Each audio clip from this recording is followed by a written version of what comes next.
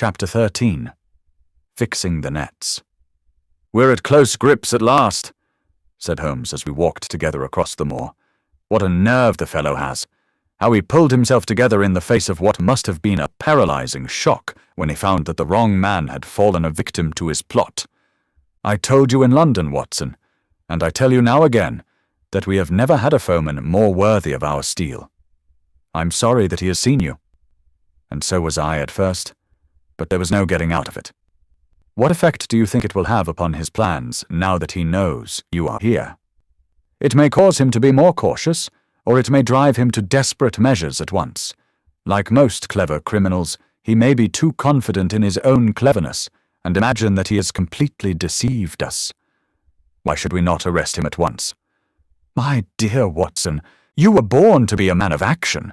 Your instinct is always to do something energetic. But supposing, for argument's sake, that we had him arrested tonight, what on earth the better off should we be for that? We could prove nothing against him. There's the devilish cunning of it. If he were acting through a human agent, we could get some evidence. But if we were to drag this great dog to the light of day, it would not help us in putting a rope round the neck of its master. Surely we have a case. Not a shadow of one. Only surmise and conjecture. We should be laughed out of court if we came with such a story and such evidence. There is Sir Charles's death. Found dead without a mark upon him. You and I know that he died of sheer fright, and we know also what frightened him. But how are we to get 12 stolid jurymen to know it? What signs are there of a hound? Where are the marks of its fangs? Of course we know that a hound does not bite a dead body, and that Sir Charles was dead before ever the brute overtook him. But we have to prove all this, and we are not in a position to do it. Well then, tonight? We are not much better off tonight. Again, there was no direct connection between the hound and the man's death. We never saw the hound. We heard it, but we could not prove that it was running upon this man's trail. There is a complete absence of motive. No, my dear fellow, we must reconcile ourselves to the fact that we have no case at present, and that it is worth our while to run any risk in order to establish one. And how do you propose to do so? I have great hopes of what Mrs. Laura Lyons may do for us when the position of affairs is made clear to her, and I have my own plan as well. Sufficient for tomorrow is the evil thereof. But I hope before the day is past to have the upper hand at last. I could draw nothing further from him, and he walked, lost in thought, as far as the Baskerville gates. Are you coming up? Yes, I see no reason for further concealment. But one last word, Watson. Say nothing of the hound to Sir Henry. Let him think that Selden's death was as Stapleton would have us believe. He will have a better nerve for the ordeal which he will have to undergo tomorrow, when he is engaged, if I remember your report aright, to dine with these people. And so am I. Then you must excuse yourself and he must go alone. That will be easily arranged. And now, if we are too late for dinner, I think that we are both ready for our suppers. Sir Henry was more pleased than surprised to see Sherlock Holmes, for he had for some days been expecting that recent events would bring him down from London. He did raise his eyebrows, however, when he found that my friend had neither any luggage nor any explanations for its absence. Between us we soon supplied his wants, and then over a belated supper we explained to the baronet as much of our experience as it seemed desirable that he should know. But first I had the unpleasant duty of breaking the news to Barrymore and his wife. To him it may have been an unmitigated relief, but she wept bitterly in her apron. To all the world he was the man of violence, half animal and half demon, but to her he always remained the little wilful boy of her own girlhood, the child who had clung to her hand. Evil indeed is the man who has not one woman to mourn him. I've been moping in the house all day since Watson went off in the morning, said the baronet. I guess I should have some credit, for I have kept my promise. If I hadn't sworn not to go about alone, I might have had a more lively evening, for I had a message from Stapleton asking me over there. I have no doubt that you would have had a more lively evening, said Holmes dryly. By the way, I don't suppose you appreciate that we have been mourning over you as having broken your neck. Sir Henry opened his eyes. How was that? This poor wretch was dressed in your clothes. I fear your servant who gave them to him may get into trouble with the police." "That is unlikely. There was no mark on any of them as far as I know." "That's lucky for him. In fact, it's lucky for all of you, since you are all on the wrong side of the law in this matter. I am not sure that as a conscientious detective my first duty is not to arrest the whole household. Watson's reports are most incriminating documents." "But how about the case?" asked the baronet. "Have you made anything out of the tangle? I don't know that Watson and I are much the wiser since we came down. I think that I shall be in a position to make the situation rather more clear to you before long. It has been an exceedingly difficult and most complicated business. There are several points upon which we still want light, but it is coming all the same. We've had one experience, as Watson has no doubt told you. We heard the Hound on the moor, so I can swear that it is not all empty superstition. I had something to do with dogs when I was out west, and I know one when I hear one. If you can muzzle that one and put him on a chain, I'll be ready to swear you are the greatest detective of all time. I think I will muzzle him and chain him all right if you will give me your help. Whatever you tell me to do, I will do." "Very good, and I will ask you also to do it blindly, without always asking the reason." "Just as you like.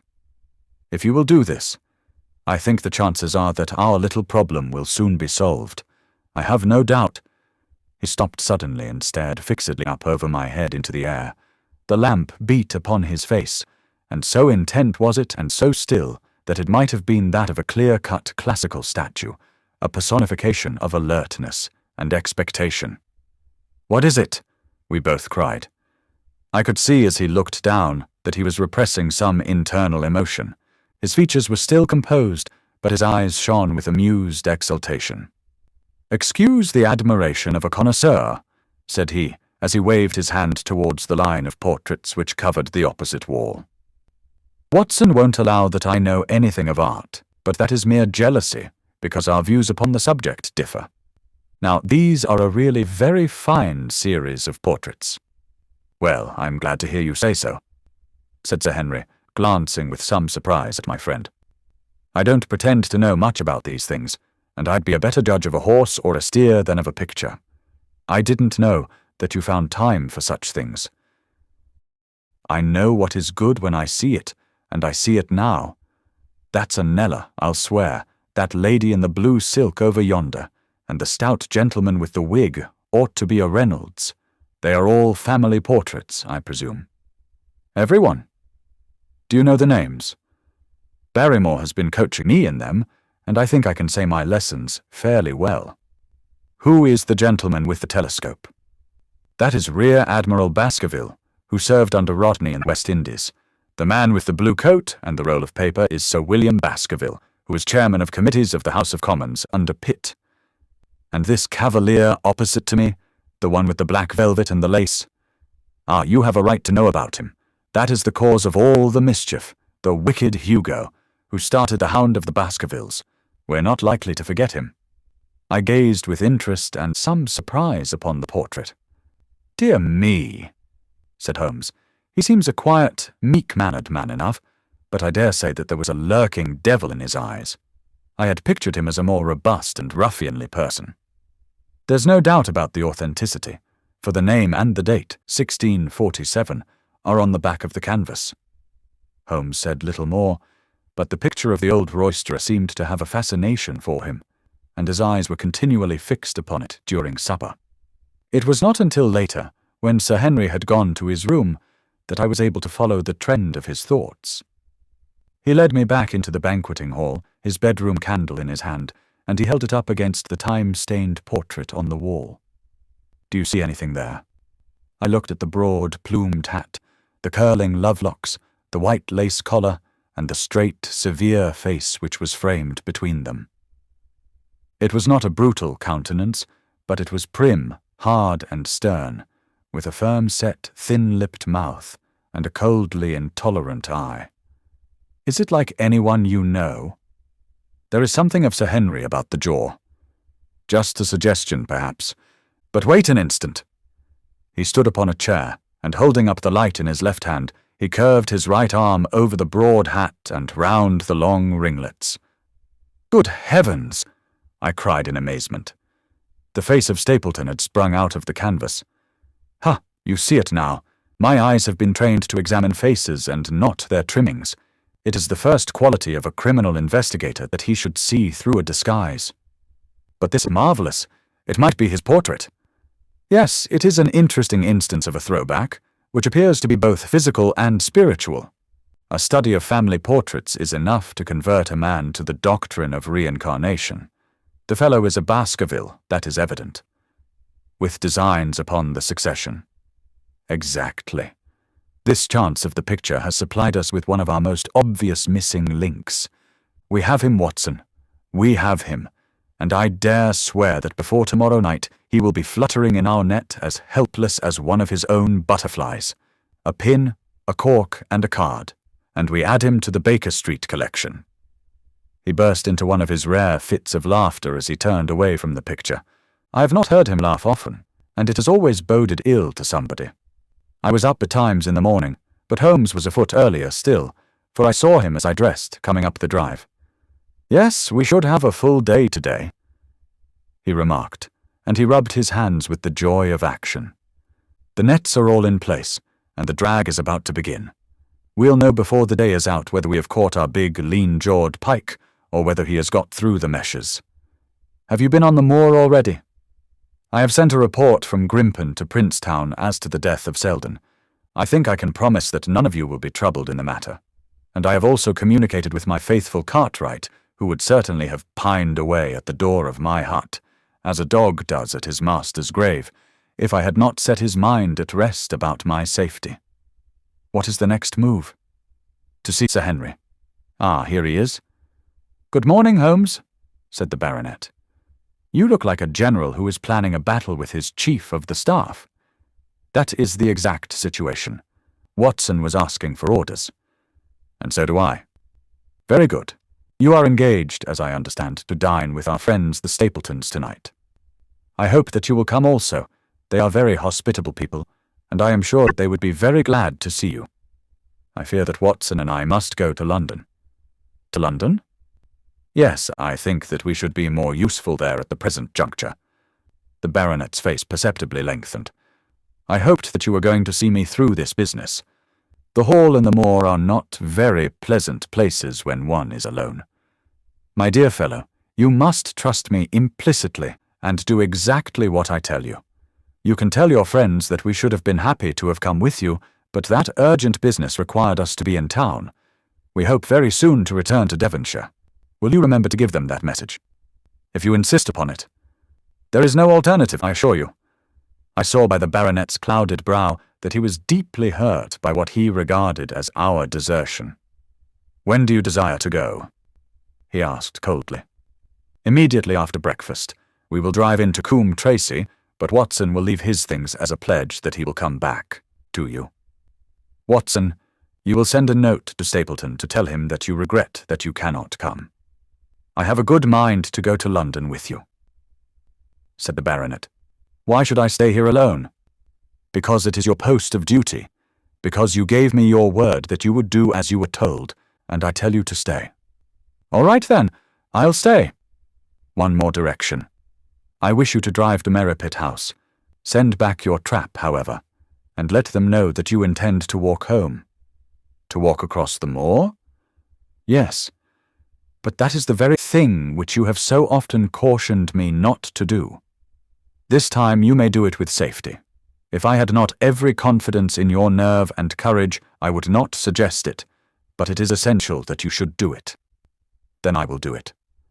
And as you value your life, do not go across the moor in any direction, save along the straight path which leads from Merripit House to the Grimpen Road, and is your natural way home. I will do just what you say. Very good. I should be glad to get away as soon after breakfast as possible, so as to reach London in the afternoon. I was much astounded by this programme, though I remembered that Holmes had said to Stapleton on the night before that his visit would terminate next day. It had not crossed my mind, however, that he would wish me to go with him, nor could I understand how we could both be absent at a moment which he himself declared to be critical. There was nothing for it, however, but implicit obedience, So we bade goodbye to our rueful friend, and a couple of hours afterwards we were at the station of Coombe Tracy, and had dispatched the trap upon its return journey. A small boy was waiting upon the platform. "Any orders, sir?" "You will take this train to town, Cartwright. The moment you arrive, you will send a wire to Sir Henry Baskerville in my name, to say that if he finds the pocket-book which I have dropped, he is to send it by registered post to Baker Street." "Yes, sir." "And ask at the station office if there is a message for me." The boy returned with a telegram, which Holmes handed to me. It ran, "Wire received. Coming down with unsigned warrant. Arrive 5:40. Lestrade." That is in answer to mine of this morning. He is the best of the professionals, I think, and we may need his assistance. Now, Watson, I think that we cannot employ our time better than by calling upon your acquaintance, Mrs. Laura Lyons. His plan of campaign was beginning to be evident. He would use the baronet in order to convince the Stapletons that we were really gone, while we should actually return at the instant when we were likely to be needed. That telegram from London, if mentioned by Sir Henry to the Stapletons, must remove the last suspicions from their minds.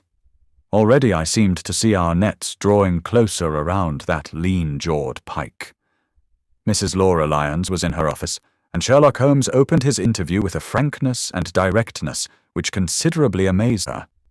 "I am investigating the circumstances which attended the death of the late Sir Charles Baskerville," said he. "My friend here, Dr. Watson, has informed me of what you have communicated, and also of what you have withheld in connection with that matter." "What have I withheld?" she asked defiantly. "You have confessed that you asked Sir Charles to be at the gate at 10 o'clock. We know that that was the place and hour of his death. You have withheld what the connection is between these events. There is no connection. In that case, the coincidence must indeed be an extraordinary one. But I think that we shall succeed in establishing a connection, after all. I wish to be perfectly frank with you, Mrs. Lyons. We regard this case as one of murder, and the evidence may implicate not only your friend, Mr. Stapleton, but his wife as well." The lady sprang from her chair. "His wife!" she cried. "The fact is no longer a secret. The person who has passed for his sister is really his wife." Mrs. Lyons had resumed her seat. Her hands were grasping the arms of her chair, and I saw that the pink nails had turned white with the pressure of her grip. "His wife," she said again. "His wife. He is not a married man." Sherlock Holmes shrugged his shoulders. "Prove it to me. Prove it to me. And if you can do so—" The fierce flash of her eyes said more than any words. "I've come prepared to do so," said Holmes, drawing several papers from his pocket. "Here is a photograph of the couple taken in York 4 years ago. It is endorsed Mr. and Mrs. Vandeleur, but you will have no difficulty in recognizing him, and her also, if you know her by sight. Here are 3 written descriptions by trustworthy witnesses of Mr. and Mrs. Vandeleur, who at that time kept St. Oliver's private school. Read them, and see if you can doubt the identity of these people." She glanced at them, and then looked up at us with the set, rigid face of a desperate woman. "Mr. Holmes," she said, "this man had offered me marriage on condition that I could get a divorce from my husband. He has lied to me, the villain, in every conceivable way. Not one word of truth has he ever told me. And why? Why? I imagined that all was for my own sake. But now I see that I was never anything but a tool in his hands. Why should I preserve faith with him who never kept any with me? Why should I try to shield him from the consequences of his own wicked acts? Ask me what you like, and there is nothing which I shall hold back. One thing I swear to you, and that is that when I wrote the letter I never dreamed of any harm to the old gentleman, who had been my kindest friend." "I entirely believe you, madam," said Sherlock Holmes. "The recital of these events must be very painful to you, and perhaps it will make it easier if I tell you what occurred, and you can check me if I make any material mistake. The sending of this letter was suggested to you by Stapleton. He dictated it. I presume that the reason he gave was that you would receive help from Sir Charles for the legal expenses connected with your divorce?" "Exactly." And then, after you had sent the letter, he dissuaded you from keeping the appointment. He told me that it would hurt his self-respect that any other man should find the money for such an object, and that though he was a poor man himself, he would devote his last penny to removing the obstacles which divided us. He appears to be a very consistent character, and then you heard nothing until you read the reports of the death in the paper. No. And he made you swear to say nothing about your appointment with Sir Charles? He did. He said that the death was a very mysterious one, and that I should certainly be suspected if the facts came out. He frightened me into remaining silent. Quite so. But you had your suspicions. She hesitated and looked down. I knew him, she said. But if he had kept faith with me, I should always have done so with him. I think that on the whole you have had a fortunate escape, said Sherlock Holmes. You have had him in your power, and he knew it, and yet you are alive. You have been walking for some months very near to the edge of a precipice. We must wish you good morning now, Mrs. Lyons, and it is probable that you will very shortly hear from us again. Our case becomes rounded off, and difficulty after difficulty thins away in front of us, said Holmes as we stood waiting for the arrival of the express from town. I shall soon be in the position of being able to put into a single connected narrative one of the most singular and sensational crimes of modern times. Students of criminology will remember the analogous incidents in Godno, in Little Russia, in the year 66, and of course there are the Anderson murders in North Carolina, but this case possesses some features which are entirely its own. Even now we have no clear case against this very wily man, but I shall be very much surprised if it is not clear enough before we go to bed this night. The London Express came roaring into the station, and a small, wiry bulldog of a man had sprung from a first-class carriage. We all three shook hands, and I saw at once from the reverential way in which Lestrade gazed at my companion that he had learned a good deal since the days when they had first worked together. I could well remember the scorn which the theories of the reasoner used then to excite in the practical man. "Anything good?" he asked. "The biggest thing for years," said Holmes. "We have 2 hours before we need think of starting. I think we might employ it in getting some dinner, and then, Lestrade, we will take the London fog out of your throat by giving you a breath of the pure night air of Dartmoor. Never been there? Ah, well, I don't suppose you will forget your first visit."